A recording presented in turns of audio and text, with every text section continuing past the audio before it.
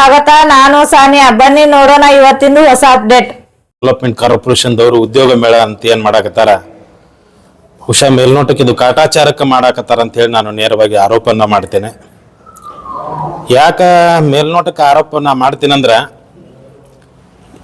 ಎಲ್ಲ ಜಿಲ್ಲೆಗಳಲ್ಲಿ ಉದ್ಯೋಗ ಮೇಳನ ಮಾಡ್ತಾರ. ಅವ್ರು ಎಷ್ಟು ಜನರಿಗೆ ಈಗಾಗಲೇ ಯುವಕರಿಗೆ ಅವ್ರನ್ನ ಉದ್ಯೋಗನ ನೀಡಿದ್ದಾರೆ, ಯಾವ ಜಿಲ್ಲೆಗಳಲ್ಲಿ ಎಷ್ಟು ವಿದ್ಯಾರ್ಥಿಗಳಿಗೆ ಉದ್ಯೋಗ ನೀಡಿದ್ದಾರೆ.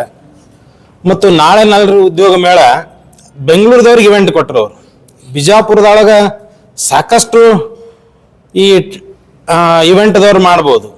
ಅದನ್ನ ಬಿಟ್ಟು ಬೆಂಗಳೂರದವ್ರಿಗೆ ಇವೆಂಟ್ ಕೊಟ್ಟು ಎಲ್ಲ ಜಿಲ್ಲಾದಾಗ ನಡ್ಸ್ಕೊಂಡು, ಬೆಂಗಳೂರದವ್ರು ಇವೆಂಟ್ ತೊಗೊಂಡು ಕಿಸಿಂದ ಬಿಜಾಪುರದವ್ರಿಗೆ ಕೆಲಸ ಕೊಡ್ತಾರೆ. ಅದನ್ನು ಡಿವೈಡ್ ಮಾಡಿ, ನೀವು ಇದನ್ನು ಮಾಡು, ನೀವು ಇದನ್ನು ಮಾಡು.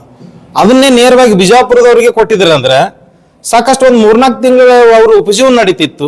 2-3 ಜನರಿಗೆ ಉದ್ಯೋಗ ಹಾಕಿತ್ತು. ಅದನ್ನು ನೇರವಾಗಿ ಬೆಂಗಳೂರದ ಇವೆಂಟ್ದವ್ರಿಗೆ ಕೊಟ್ಟು, ಇಲ್ಲಿ ಆ ಬೆಂಗಳೂರು ಇವೆಂಟ್ದವ್ರು ಏನು ತಾವು ಮಾಡಂಗಿಲ್ಲ, ಇಲ್ಲಿ ಬಂದು ಬೇರೆ ಬೇರೆ ಸ್ಥಳೀಯದವ್ರನ್ನ ಕೊಡ್ತಾರೆ. ಬೆಣ್ಣೆ ಎಲ್ಲ ಅವ್ರು ತೊಂದು ಇಲ್ಲಿ ಏನದಲ್ಲ ಹಂಚ್ದಂಗೆ ಕೆಳಗಿನವ್ರಿಗೆ ಮಾಡ್ತಾರೆ. ಅದಕ್ಕಾಗಿ ಮೊನ್ನೆ ಈ ನಿಗಮದ ಅಧ್ಯಕ್ಷರಿಗೆ ನಾನು ತಿಳಿಸ್ತೀನಿ, ಈ ಹಿಂದೆ ಸಾಕಷ್ಟು ITI ಏನ ಕಚೇರಿಯಿಂದ ಉದ್ಯೋಗ ಮೇಳನ ಮಾಡಿದ್ರು. ಅದರೊಳಗೆ ಎಷ್ಟು ಜನರು ಯುವಕರಿಗೆ ಉದ್ಯೋಗನ ಸಿಕ್ತು. ಈಗ ನೀವು ದೊಡ್ಡ ದೊಡ್ಡ ಬ್ಯಾನರ್ಗಳನ್ನು ಹಾಕಿದ್ದೀರಿ, ಪ್ರವೇಶ ಉಚಿತ, ಉದ್ಯೋಗ ಖಚಿತ. ನಾಳೆ ನೀವು ಎಷ್ಟು ಸಾವಿರ ಜನರಿಗೆ ಉದ್ಯೋಗನ ಕೊಡ್ತೀರಾ ಅಂತ ಹೇಳಿ ನೀವು ಬಹಿರಂಗ ಪಡಿಸ್ಬೇಕು. ಆ ನಿಟ್ಟಿನಲ್ಲಿ ಏನು ದೊಡ್ಡ ದೊಡ್ಡ ಕಂಪ್ನಿಯವ್ರು ಅದಾರಲ್ಲ, ನಾಳೆ ಯುವಕರಿಗೆ ಯುವತಿಯರಿಗೆ ನಾಳೆ ಸಾಕಷ್ಟು ಬರೀ ಕಾಗದೊಳಗೆ ಅವರು ಇದು ಮಾಡ್ಕೊಂಡ್ಬಿಡ್ತಾರೆ, ಇಷ್ಟು ನಿಮಗಿಟ್ಟು ನೌಕರಿ ಕೊಟ್ಟು ನಿಮಗಿಟ್ಟು. ಬಟ್ ಅವ್ರ ಸಂಭಾವನೆ ಏಟಿರ್ತದೆ ಅಂದ್ರೆ 10, 15, 20 ಸಾವಿರ ಇರ್ತದೆ. ಬೆಂಗಳೂರಿನಂತಲ್ಲಿ, ಚೆನ್ನೈನಂತಲ್ಲಿ, ತುಮಕೂರು, ಬೆಂಗಳೂರು ಅಲ್ಲಿ ನಮ್ಮ ಯುವಕರು ಹೋಗಿ ಆ 15-20 ಸಾವಿರ ಒಳಗೆ ಅವ್ರು ಏನು ದುಡಿಬೇಕು, ಇಲ್ಲಿ ತನ್ನ ತಂದೆ ತಾಯಿಗಳಿಗೆ ಅವ್ರು ಏನು ಉಪಜೀವನ ನಡೆಸಬೇಕು ಎಂಬುದು ಬಹಳ ಯಕ್ಷ ಪ್ರಶ್ನೆ ಆಗ್ಯದ.